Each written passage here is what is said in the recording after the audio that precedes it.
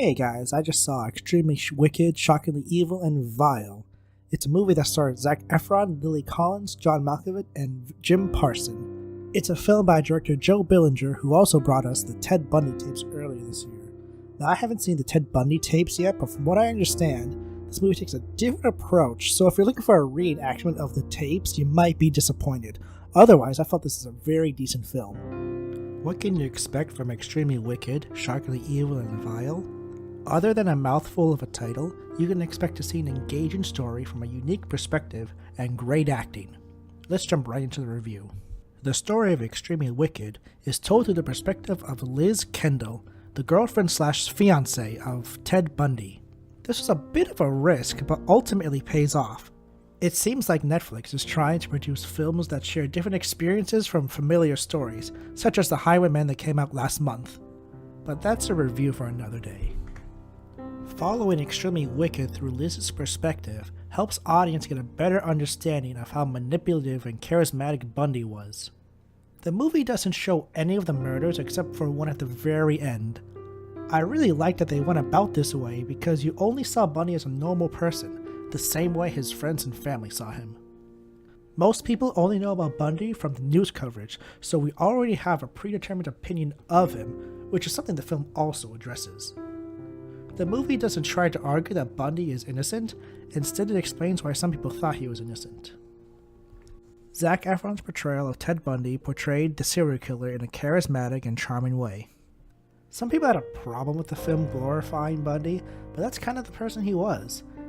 He could manipulate and charm just about anyone. There were some points during the court scene where I was actually rooting for Bundy.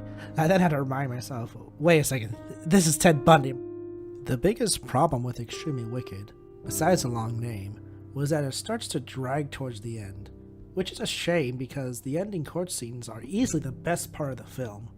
They brought back a lot of points made earlier in the film, and the new things that were introduced just kept getting hammered in the story. It was really getting repetitive, and it felt like they were trying to rush to the ending scene, which is an excellent scene. On top of having an interesting yet repetitive story, Extremely Wicked also has some great acting. Lily Collins plays a sympathetic character that you fully support. Even when she's shutting out her friends in the defense of Bundy, you can feel the immense pain she's going through. Nobody expects the love of their life to be a serial killer. How does one even handle that? Collins did an excellent job portraying those emotions and helped carry the film when Bundy wasn't on screen. John Malkovich and Jim Parson are introduced in the last act, but they're both really charming and fun to watch on screen. I wish they were in the film more, but it makes sense to have them where they were. Parson plays Larry Simpson, the prosecutor against Bundy in Florida. It's been a while since I've watched The Big Bang Theory, but this movie reminded me of how much I love Parsons' quirky personality. Parson kind of played himself, but with a bit of a serious twist. It was surprisingly enjoyable, and I hope to see him in more movies in the future. Malkovich gave a great performance as always. I don't think I've ever seen him give a dull performance.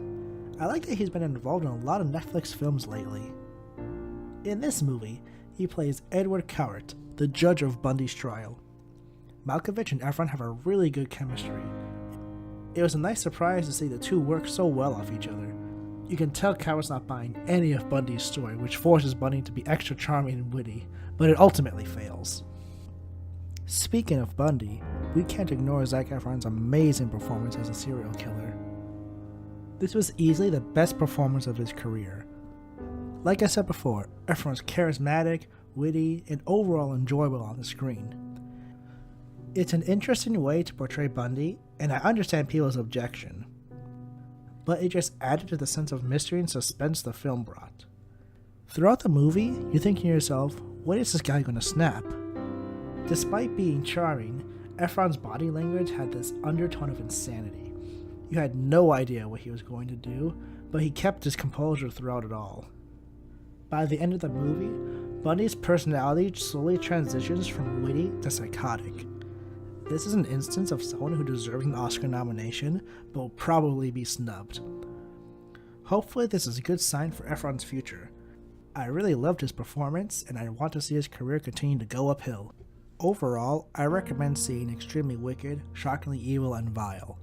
It's an interesting story told through the perspective of someone who loved Bundy.